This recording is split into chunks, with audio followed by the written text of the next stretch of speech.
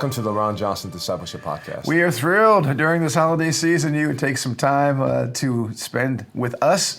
Christmas is just around the corner and a new year is on the horizon, and it's a great time to be alive. It's a great time to be with you, so thank you so much. I just got back in the country, so I had an amazing time, as you know, in Honduras. We were doing some powerful marriage ministry with a great team of Living Stones folks, and I always tell people it's good to get out of the country so you can appreciate coming back to the country. It wasn't quite kiss the ground excited, but I've been there before after coming back from some difficult trips. But this was an amazing time, and it's always fun to be able to bless the church globally. So I came home to a sanctuary that was absolutely spectacular. Yeah, well, I got to watch your message online while I was gone, which great job, by the way. High fives on that one.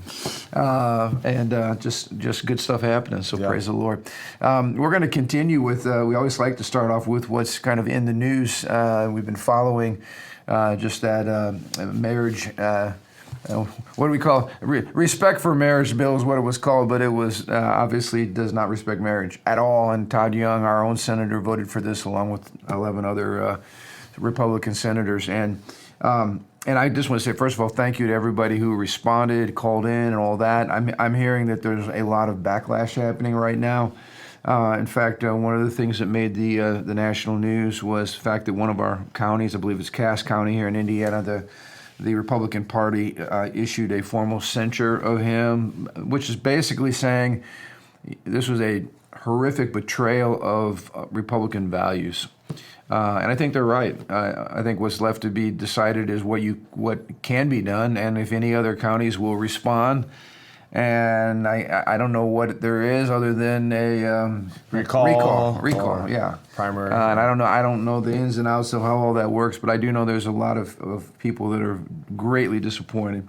So that's that. I also want to give a huge shout out in the positive way to Todd Rokita, and I don't want to get into the weeds on this, but he has been fighting for the Indiana abortion law that was passed. That is a good law. We would believe it's not strong enough, but it's just crazy to me that groups like the ACLU push back against these laws. And this is an interesting situation. They're saying that this would violate the religious beliefs of non-Christians, including pagans.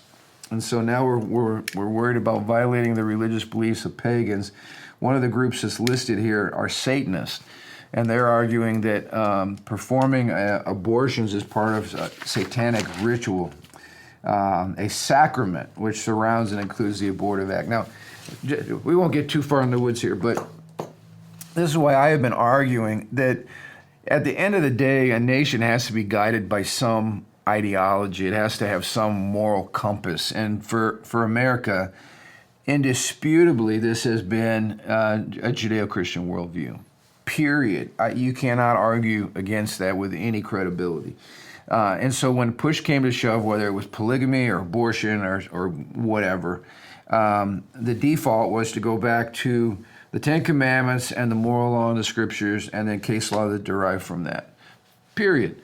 This is a perfect example. Okay, so how in the world do you promote a Christian value, which is for the sanctity of life, and promote a Satanist value, which celebrates death and the murder of innocent children? You can't have your cake and eat it too. Somebody's ideology has to prevail. And that doesn't mean everybody doesn't have freedom, but you don't have the freedom for anarchy. You don't have the freedom to rob.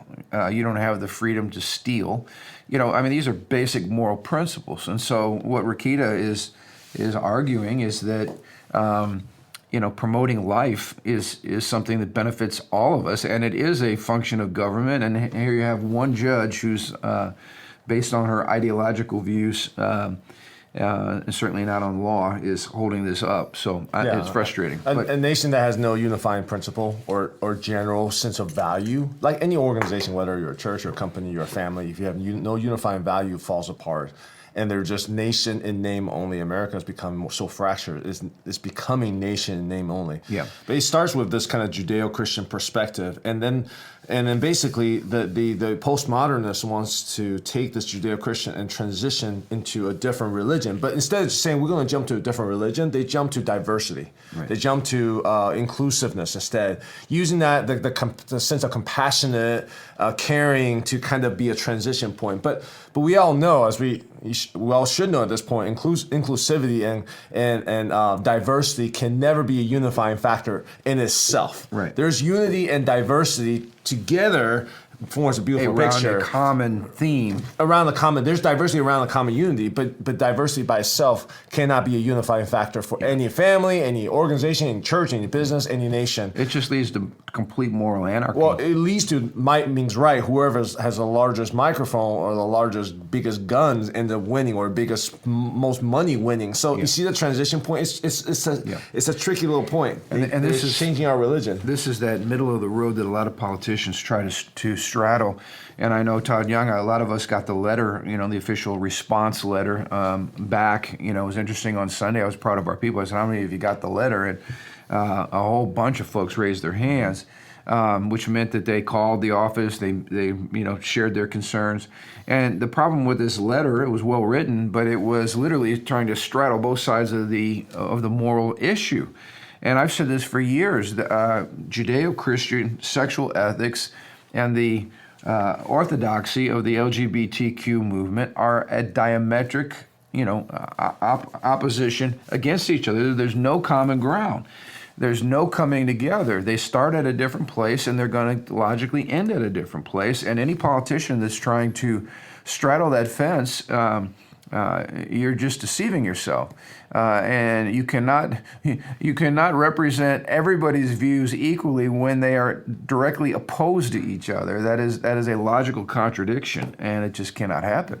You have to stand for something, and that's the problem again with this diversity or inclusivity that's not rooted in truth. Mm-hmm. It ends up being a swampland, a miry swampland. So I also want to mention, because it ties into all of this, that we're now seeing with Elon Musk's purchase of Twitter, we're now having the Twitter files being exposed every week and finding out that everything that these big tech companies said that they were not doing, and we were all being accused of being conspiracy theorists and everything else. Well, we're finding out another conspiracy theory has come true. And this kind of ties into where we've been in this series, because we've been warning about what happens when government goes to bed with woke corporate America and colludes on certain things. And I think, as you were pointing out, that really is the biggest takeaway from these Twitter files, is actually having proof that our government and federal agencies were working hand in glove with tech companies and actually messing with a national election, including banning a sitting president from a social media platform, basically for no reason, is what's been proven. I mean, there's no violation of their policy whatsoever. So a couple takeaways for me. One is, if the FBI goes to some tech company and says, we're tracking this terrorist and we really need your information, I can see this tech company working with the FBI or the CIA or whatever. But what's funny is when they've done that, like a legitimate reason, like national security, that's when the tech companies have said, no, due to rights of privacy, whatever, we're not going to work with you. Right. So it's funny, on those situations, they won't work with the government. But as you're pointing out, in other situations, they have worked. Well, in my mind, that's a legitimate outreach, and there's a legitimate response from a tech company. But these are cases in which the FBI, as far as I read, knew that those were lies that they're promoting through a tech company. And whether the tech company knew that or not, I don't know. But the point is, man, talk about overreach. So one takeaway for me was that FBI under the Trump administration hated Trump.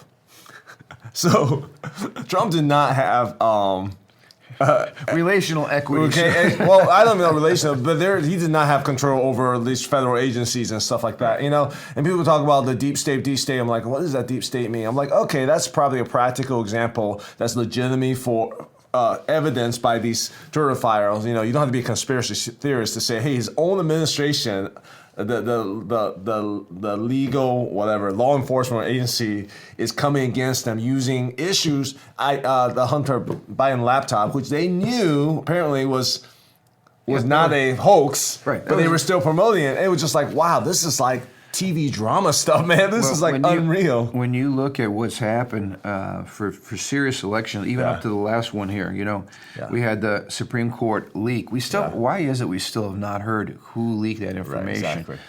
We had a number of things that were timely released or suppressed leading up. Remember when Joe Biden said, "I'm going to cancel all student debt." Well, how in the world does one person have the power to cancel, billions of dollars of student debt? You can't do that. One person cannot do that. That's what Congress would have to do, and it have to be done through law. But we threw that out there. Why was that thrown out there? For votes. And then now everybody's back on track. Courts are saying you can't do that. So this is all manipulating elections, though. So it's really election fraud. When you have a revelation of a laptop that had all the perverted stuff on there, and you have clear connections between him and his dad, how do you just suppress that? Unless it was for ideological election at this point, especially with all the legal ballot harvesting and the mail-in ballots, to me, it's like a game. It's a competition. It's like basketball, football. It's like the game itself has no intrinsic value. It's the value we make of it, right? Election used to be there's an intrinsic value of actually going out and connecting with people, saying, hey, you guys can trust me, build trust, build equity. We gotten so big, the bureaucracy's gotten so big, this becomes such a game, a numbers game. And election has become like win at all costs. We'll do whatever it takes. We'll take steroids. We'll bribe the refs. We'll do whatever it takes. I mean, and that's discouraging from a larger level. I haven't given up hope. But on a larger level, it's like, man, all the idealism of serving your nation and representing your people is slowly losing through this whole game. It's just everybody. It's not just the D's, the R's. Everybody's playing these games. And I'm just like, and all the money that's tied into that game. Yeah, because whoever wins the election has access to all those funds, all those government contracts. So this is more than just this is more than just about religious freedom law. This is about money, money, money. And it's not just Twitter, as we pointed out. This is depressing. If you watch Google and what they did on YouTube, especially during the COVID situation, they had all these approved, videos and then disapproved videos. So you saw what happened with the doctor who had the nerve to come out and actually question some of the protocols, and Twitter clearly banned him. So did Google and YouTube, and then we also had Amazon, who was removing certain books that went against the LGBT movement or whatever. So now, it's so funny. The left always accuses those of us on the right of all these things, which we don't do. They're the ones banning books. They're the ones censoring material. They're the ones shadow banning. They're the one involved in content suppression. They're doing all the things that pure liberalism would have died for, and yet they've been clearly guilty of all these things. And like you said, though, unless there's some accountability and some people go to jail, especially government agencies and leaders of those agencies, we're not going to see this stuff. So my question is, again, is there a true accountability, or are we just kind of exposing that for everyone to be like, whoa, we knew that was bad? So far, true accountability? We haven't seen any accountability. I think that's the concern for Americans is when is someone going to actually go to jail? Because when there's no accountability, you can have public outcry and people, all the conservatives shaking their fingers. If there's no true accountability, they would do it. Everyone would do it over and over and over and over again. Yeah. Because the money, the power, the prestige they get, people just forget about this stuff. Yeah. So I'm just wondering, hey, Well, some federal agency going to do anything, or some police agency, anybody going to do anything? If not, well, hopefully now that when this new Congress convenes and we have a little bit more of a balance of power, hopefully they'll subpoena and they'll have court trials. But again, my whole point is like, is that just kind of for public? Yeah. So far, that's been the case. I hope something changes, but it's disappointing when average Americans, are going to be surveilled by 87,000 new IRS agents, and we're such small peons, and we're going to have to deal with that kind of harassment while we have this major corruption exposed, and nobody seems to pay for any of it. So it makes you get a little bit cynical with our government. Hopefully that'll be corrected. Let's transition. We've been in Rod Dreher's book, Live Not by Lies, and last couple of weeks we talked about some very important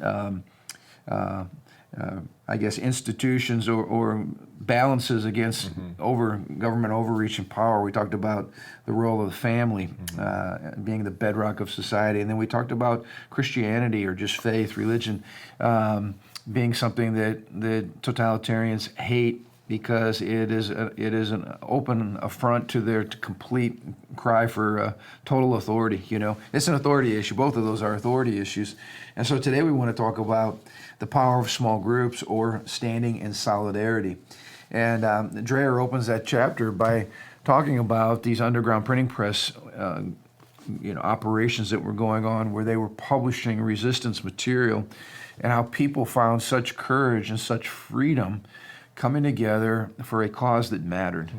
And as you and I had talked, here in Indiana, we're a conservative state, some of the policy and the government overreach during this pandemic was not as strong as in places like California, or even outside the U.S. like Canada or Australia, China. But we saw a government overreach, and we saw in some of these places where government officials were coming and padlocking churches, forbidding people to even enter the church. And so this is not that far of a stretch. Of course, this isn't Soviet-style communism that we're talking about. But the issue becomes this: what do you do when the institution of church is shut down? How do you continue to live in under a regime and keep your sanity? And what they found over and over again was the power of connecting through small groups.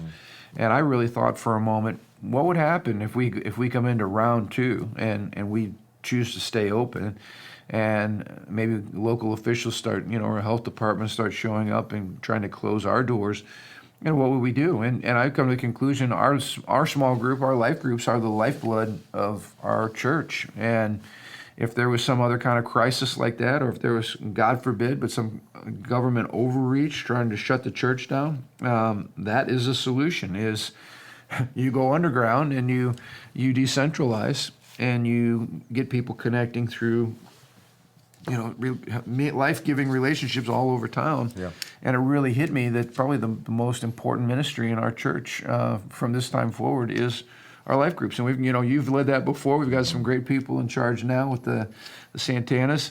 But being connected is a critical rule for survival, especially when government gets bigger and bigger. And so let's maybe talk about that a little bit today. One of the quotes that I thought was really powerful in this chapter, they said, only in small communities could people feel free.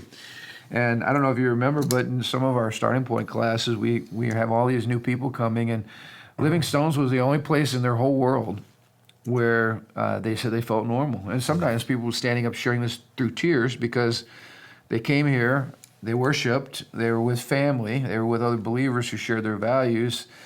We did not require masks. We did not require vaccination. We did not require any of those things. We just simply let people be free to choose what's best for them. And it was that taste of freedom that was liberating for people. I mean, I felt like I was leading a resistance movement right here in America, and I know that's nothing compared, again, to Soviet-style communism, but it was a strange feeling that when people tell you this is the only place in the whole world where they feel normal, I'm sure that's exactly a taste of what people felt like under communism. I mean, when in the middle of the COVID lockdown, that's what we did. Yeah. We got together with a few other families. We got together and we worshiped. We got together and we saw the Sunday recordings. We even had Easter together. We did an egg hunt with the kids. Yeah. And because of those things, I didn't really feel all weird during COVID, because I still have my fellowship. It's not like I see millions of people every day. I didn't. And I came out of COVID basically, like, it didn't really affect me that much because of the importance of the regular small group gatherings. Compare you to the person who's isolated. I mean, we both have a good friend who was living out in the Pacific Northwest in the Seattle area. She's single. A lot of singles ended up getting dogs or some type of a pet because they were not allowed to go outside of their apartment or to be around people or to have people over. That's the kind of craziness even in America that was going on. People were dealing with depression, with suicidal thoughts, feeling so alone. Of course, that we're talking about our elderly population who couldn't even have their family members come visit them. Right. I mean, it was terrible. And of course, under Soviet-style communism, the very first people to be attacked, murdered, and imprisoned were the priests and the pastors. So I think of Jesus' admonition in the scriptures, when they strike the shepherd, the sheep are going to scatter. This caught many, many churches off guard. First, they said to the pastors and priests, you're not allowed to minister to anybody outside the four walls of the church. So you had to literally come into a building to receive ministry. If I went to your house to minister to you, I was violating the criminal code. Then they started killing these people, and what happened was you found this massive leadership void. Now, what I love about what we're doing here is we're raising up leaders all over the place. And if something would happen to me, God forbid, or you, God forbid, this church is not going to come to a screeching halt. We have very clear, leadership lanes and expectations. We train leaders. We've got people that can fill the gap and begin to minister. But in these situations, it all hit them by surprise, and the church was basically languishing under a lack of vision and leadership. It took them a while, but they said eventually the momentum started building because they realized we've got to get connected. Yeah. And people just started emerging. They started opening the scriptures. They started singing together. They started fellowshipping. They wept together. And what happened is this movement emerged to where the communists could no longer control it or stop it. And again, I just find this to be very, very eye-opening.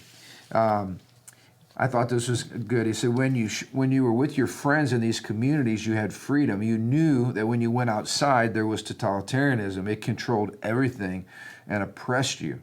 But after we tasted freedom in those communities, we gradually came to want to fight for freedom for everyone. And they said this, the question is, which is going to win, fear or courage? So it's amazing when you get together with a small group of people who share your values and who are encouraged by one another's faith, that it causes you to be filled with courage. Oh, absolutely. So on the flip side, one of the greatest threats to liberty and freedom and to sanity is to divide, is to make sure these small groups don't happen, is to make sure people are addicted to their social media instead of actually interacting in small groups with like-minded people, engaged face-to-face with people. So, I mean, that's one of the schemes. I think we talked about in the previous book is just when before the self-totalitarianism comes in the form of isolating, dividing, get everyone to not like each other, get communities not talk to, get neighbors to not talk to each other. And the more they divide, the more powerful that globalistic scheme is. Here's the opposite side. Why that works is because small community are so powerful. And again, it's just weird because, again, we're not talking about hard totalitarianism, but we saw the media working together to create fear, and they even admitted. I remember some of these undercover videos when they said, we showed the death toll, global death toll, because more charts, more death toll. Because it freaks people out, and when people are living in fear, it causes ratings to go up. So now we got this perverted ratings pursuit that's rooted in causing people to be in constant fear. And then that causes neighbors to be fighting against each other, freaking out. I mean, it was terrible. And that's why they were saying you've got to stay true to yourself, stay true to your conscience, also be in communities with other like-minded people who share your faith. He says here, literally, we were saved by small communities. Absolutely. And again, I think when we opened our doors, what happened? We attracted a gazillion people who were looking for people who shared their faith, shared their values, and wanted to be part of our community. And I think that's only going to increase in the years ahead. I think a lot of people who come to our church, they come mostly for the service, but they really are looking for the fellowship before service and after service. Because that is one format of small group community, which is healthy, which is good, which I'm like, hey, I'm glad we're doing that. It's because people need to connect on an interpersonal level. So even the large group service doesn't help deliver that connection. I mean, you're connected in a corporate way, in a large scale way, but that personal connection comes when I see, Sunday after service, I see there's just pockets of people talking, and how we got to recognize that that's not just like a perks. Right. That's a huge instrumental part of who God has made us to be and what Right. we need. And Creating a physical space where people can come and connect heart to heart. we absolutely need that. If you don't have that, you're not going to be as healthy as you could be. So for us to understand, so I love how this, because when people are stressed, you realize like what you really need is like, oh, I'm really lacking sleep, or I don't drink enough water. Well, this is when the nation's stressed. You realize what do people really need? They need small groups. So hey, let's engage in great value-driven, healthy small groups now, so we can strengthen ourselves, so we never cave into totalitarianism, right? Well, that's good. That's good. And be proactive. Be proactive about it. Yeah. They were saying they were not ready, and I think what we need to be saying is we need to be ready. We don't know what's coming down the pipe, but we need to be ready. We need to be well connected. I like what the Bible says, Proverbs 17:17. A friend is always loyal, or a friend loves at all times. And a brother is born to help in a time of need or in adversity. It's amazing to me how adversity can actually be a blessing to God's people, because during times of adversity, you're looking for somebody that you can trust and somebody that you can work with. And I like what he pointed out in that chapter. Solidarity did not just center around people who were Christians or from your same denomination or whatever.